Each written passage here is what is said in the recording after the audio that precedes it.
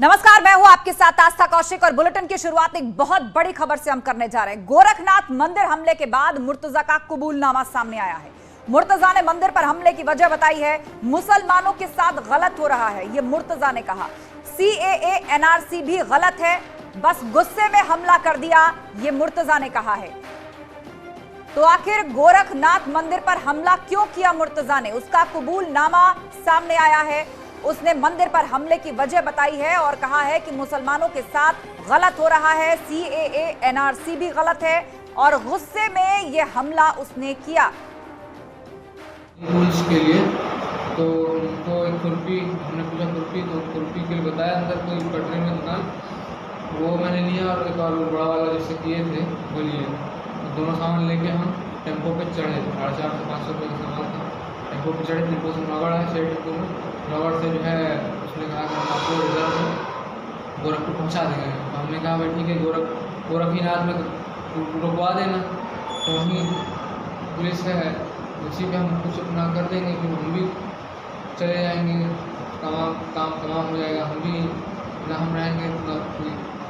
तो इस तरह से हमारे थॉट्स बहुत से एंगल से हम सोच रहे थे जस्टिफाई करने का कि ऐसा भी है कि हाँ भाई देखो सीएनआरसी भी कर रहे हैं तो गलत हो रहा है ना। हमारे साथ जो गलत हुआ वो तो ड्राइविंग फैक्टर है ही, उसको मैं दिमाग में जो जस्टिफिकेशन, उसके मतलब कोई काम करने से पहले आदमी जस्टिफिकेशन भी तो बनाता है, उसको मैं जस्टिफिकेशन दे रहा था। देखो मुसलमानों के साथ जुल्म हो रहा है, कोई कर्नाटक में इतनी हो रहा तो हम अब कोई नहीं करेगा। तो मतलब उस तरह से मैं सोच के मैं बोला कि अब फिर थक गया सोच में, बोला कर ही दो भाई, हम ये बीड़ा उठा लें, बीड़ा उठा ले, मतलब हम मतलब अब हाँ यही सब कुछ लेके किसी को तो करना पड़ेगा। हाँ यही सब सोच के जो है हमने मतलब हमारे को कोई फ्यूचर दिखते कि हम ऐसा नहीं था कि हम अपने घर से निकल के आए थे। हम अपने घर से तो निकल के आए नहीं, हम सुकून से कर रहे थे, घर से निकल के आके मानो हमको ऐसा डेस्परेशन सवार हो गई, उसमें आंखें मेरी पूछ गई। नेपाल में भी थे, सो नहीं पाए थे लोग, जहाँ भी पूछ रहे थे कहाँ से आए कहाँ से आए। तो हमको लगा कि हमको यहाँ कहीं फ्यूचर ही नहीं है। आप देखिए हमने यहाँ तुम कहाँ पर अपने घर होता है? 7 पार्क रोड, 7 पार्क अभी आप देखिएगा हमने नोट्स में लिखा है कि मर्सिडीज 5000 रुपये का टोपी इधर ये सब तरह का सामान खरीद करके कार्बन के बगल में, कार्बन के बगल तो लिखा था। उस हमने इरादा किया था कि लेकिन मेरी हिम्मत टूटने लगी। तो ये मुर्तजा का सबसे बड़ा कबूलनामा है जिसमें उसने ये बातें कही हैं कि सीएए एनआरसी गलत है, मेरे साथ गलत हुआ, वो फैक्टर किसी को तो करना पड़ेगा, कहीं से तो शुरुआत करनी पड़ेगी। तो हमने सोचा अभी शुरुआत कर देते हैं।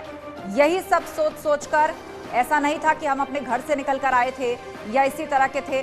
कर्नाटक में भी गलत हो रहा है। कई घटनाओं को लेकर जो मुर्तजा की राय थी वो इस प्रकार थी और उसका कहना था कि सीएए एनआरसी भी गलत है और इसी सब के गुस्से में उसने ये हमला किया। देश में मुसलमानों के साथ गलत हो रहा है, ये सब बातें उसने कही हैं अपने कबूलनामे में। गोरखनाथ मंदिर हमले के बाद मुर्तजा का ये कबूलनामा सामने आया है। मंदिर पर हमला करने की वजह उसने बताई है कि मुसलमानों के साथ गलत हो रहा है, सीएए एनआरसी भी गलत है और कई बातों को लेकर गुस्सा था। इन सब बातों से गुस्से में आकर हमला कर दिया, ये बातें मुर्तजा ने कही हैं। एजेंसियां अब तार खंगाल रही हैं कि उसका लिंक और कहां पर हो सकता है।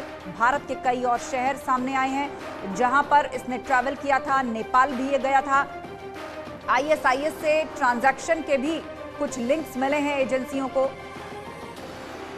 तो अब उस आतंकी गुट तक पहुंचने की कोशिश कर रही हैं एजेंसियां जहां से सीधे तौर पर यह जुड़ा हुआ था। लखनऊ से ऋषभ मणि त्रिपाठी हमारे साथ जुड़ गए हैं। और ऋषभ, ये बड़ा कबूलनामा है मुर्तजा का, सीएए एनआरसी की बात कह रहा है गुस्से में हमला कर दिया, मुसलमानों के साथ बुरा हो रहा है।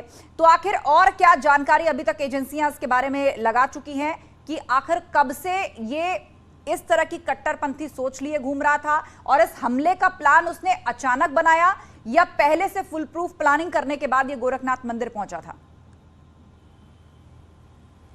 देखिए, जो अभी हमारी बातचीत हुई, कुछ वीडियोस जो हमारे पास हैं वो हम दिखा रहे हैं अपने दर्शकों को, लेकिन इस वीडियो से इतर भी तमाम बातें हैं जो उसने एजेंसी से कही है। 2014 में जब से सेंट्रल में नरेंद्र मोदी की सरकार आई, उसके बाद से ही एक वर्ग को, पड़ोसी देश और इस देश के अंदर जो तमाम अलगाववादी ताकतें हैं वो भड़काने की कोशिश करते हैं, ये जताने की कोशिश करते हैं कि एक वर्ग विशेष के साथ अत्याचार किया जा रहा है, उनके साथ डिफरेंसेस क्रिएट करने की कोशिश की जाती है। और कुछ तत्व इसमें कामयाब भी हो जाते हैं, लिहाजा कुछ घटनाएं देखने को मिलती हैं। तो ये मान के चलिए ऐसे ही जो तमाम एक बड़े वर्ग को रेडिकलाइज करने का काम किया जा रहा है पड़ोसी देश की जो एजेंसी ISI उसके इशारे पे या तमाम जो आतंकी संगठन हैं, ये उसी रेडिकलाइजेशन का परिणाम है कि IIT से पढ़ा हुआ एक इंजीनियर जो खुद BTech है केमिकल इंजीनियरिंग में, और उसको इतना रेडिकलाइज कर देते हैं, भड़काऊ वीडियो दिखाए जाते हैं, जिहादी वीडियो दिखाए जाते हैं, और ये जताने की कोशिश की जाती है कि भारत में एक वर्ग पर अत्याचार किया जा रहा है। उसमें चाहे आप देख सकते हैं वीडियो में खुद ये बोल रहा है कि CAA NRC के नाम पर एक वर्ग को परेशान किया जा रहा है। जो इस वीडियो में नहीं है उसने ये भी बोला है कि चाहे वो 370 हटाने की बात हो कश्मीर से, चाहे 3 तलाक की बात हो, चाहे राम मंदिर के निर्माण की बात हो, ऐसे तमाम बातें उसने इस कैमरे पे और ऑफ कैमरा भी बोली है, जिससे समझ में आता है कि जो कट्टरपंथी तत्व हैं वो इस विचारधारा को भारत में और डीपली रूटेड करना चाहते हैं, और उसी के नतीजे हैं इस तरह के तत्व। हमने काकोरी में पिछले साल जो 2 गिरफ्तारियां हुई थी अंसार गजवातुल हिंद से मिनहाज और मसरुद्दीन, वो भी देखने में आम आदमी लग रहे थे, लोगों के साथ मिलना जुलना था, समाज में आते जाते थे, लेकिन सोशल मीडिया के जरिए वो तमाम ऐसे ग्रुप्स के जरिए संपर्क में बने हुए थे जिन्होंने उसकी सोच को कट्टरपंथी बना दिया था, उनको इतना रेडिकलाइज कर दिया था कि वो देश के अंदर आतंकी वारदात को अंजाम देने के लिए तैयार थे। प्रेशर कुकर बम तक बरामद होता है मिनहाज के पास से। बिल्कुल वैसा ही आप देखेंगे, पैटर्न वही है।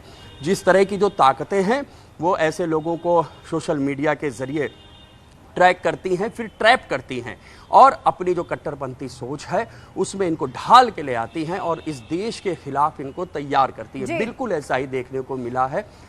हमें इस मामले में भी ये बातें वो कह भी रहा है, और अब हाँ, हालांकि अभी कह भी रहा है और एजेंसियां अब आगे के तार खंगालने में जुटी हुई हैं। आप नजर बनाए रखिए। जानकारी के लिए शुक्रिया ऋषभ मणि।